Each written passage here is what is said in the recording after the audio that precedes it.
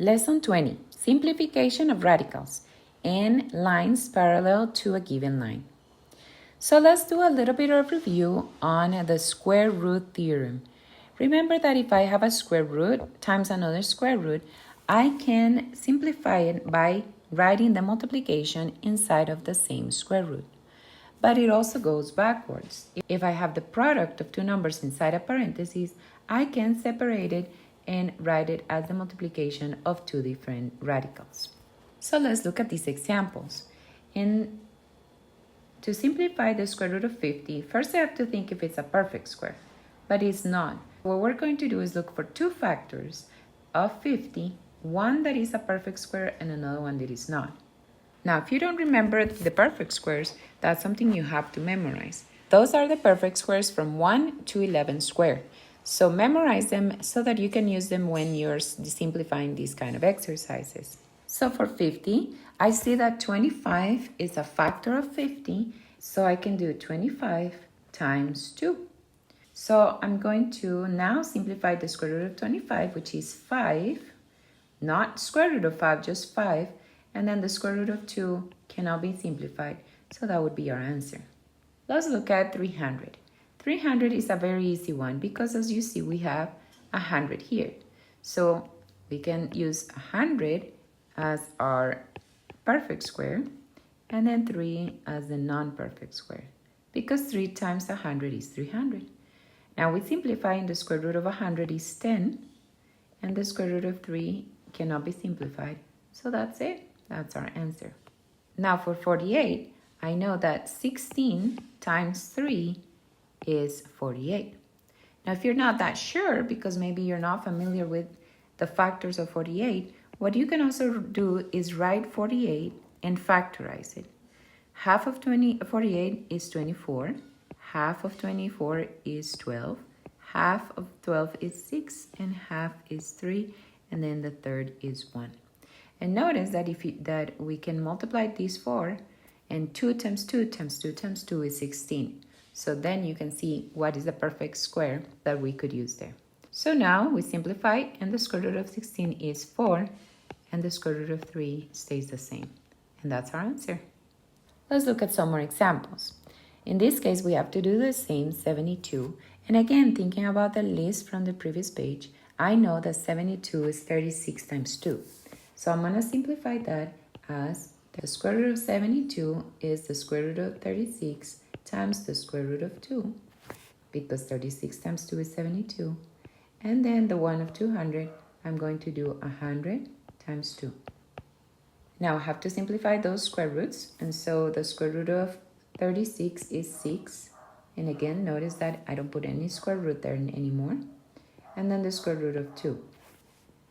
And then here we have the square root of 100, which is 10, and then the square root of 2.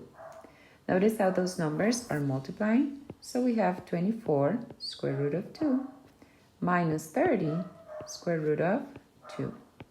So in this case, then the numbers are like terms. So we can simplify 24 minus 30, which is negative 6 square root of 2. And that would be our answer. Let's look at the next example. In this one, we have to multiply. So I'm going to multiply the 4, the 3, and the 2. That would be 24. And then we're going to multiply what is inside of the square roots, which would be 5 times 10 is 50, times 3 is 150.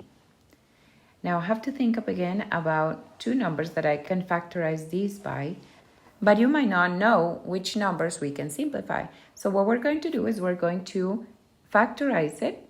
So the easiest one I see here is 5, so that's 30. Then another 5, which is 6. And then I have the 2, which is 3, and the 3, which is 1. Notice here that we have a perfect square. 5 squared is 25. So I'm going to leave the 24 the same. Then 150 is the square root of 25 times the square root of 6. And again, this is 24 times the square root of 25 is 5. So I just write 5, and then the square root of 6. Now I multiply 24 times 5, which is 120 square root of 6. And that's it. Now in this next exercise, we have to do distributive property. So we're going to multiply these two first. 3 times 5 is 15. And the square root of 2 times the square root of 2 is the square root of 4. Then we go and do the next one. 3 times negative 4 is negative 12. And the square root of 2 times the square root of 6 is 12. So now we simplify. The square root of 4 is 2. Again, without the square root, don't get confused. Minus 12. And the square root of 12, I'm going to write it as the square root of 4 times the square root of 3. 15 times 2 is 30. And then I have to simplify here. The square root of 4 is 2. And then we leave the square root of 3 the same. So the final answer will be 30 minus 24 square root of 3. Now remember, those are not like terms because they don't have the same radicals, so we can't do anything else, and that would be our answer. The second part of this lesson is equation of a line parallel to a given line. So let's read the problem. It says, find the equation of the line that is parallel to the line 2y minus x equals 2 and passes through the point 3, negative 1. Notice that what they're asking is that we find the equation of the line.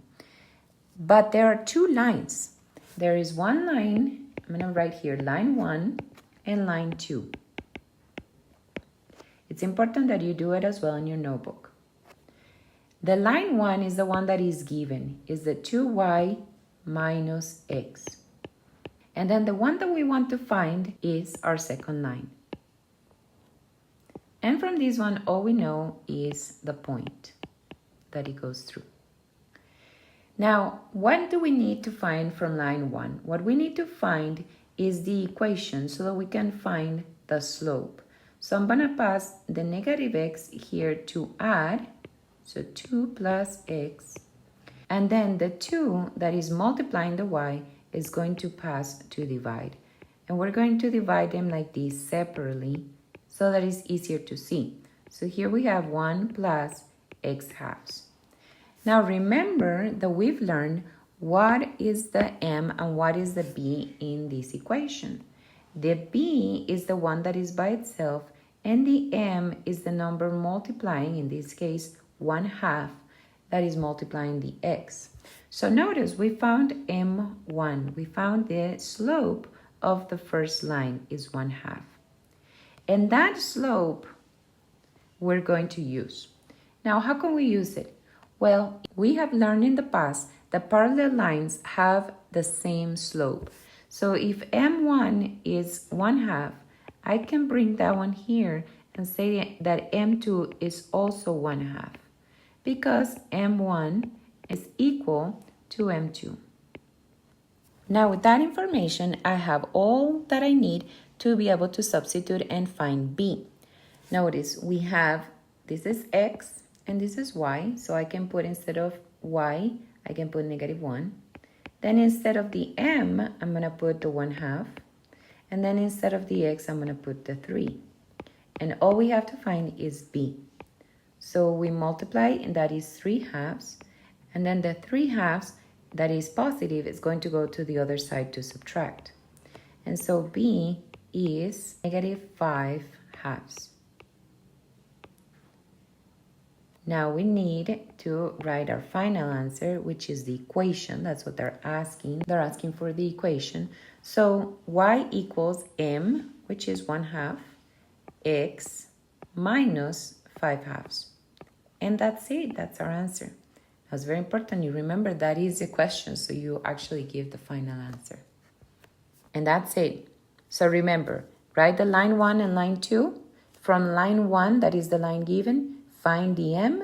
And once you find the m, since the lines are parallel, we know that parallel lines have equal slopes. So we can use that slope to find the equation of the second line. Okay, pretty easy. Do some practice. If you have any questions, let me know and I can help you with some more examples. See you in the next lesson.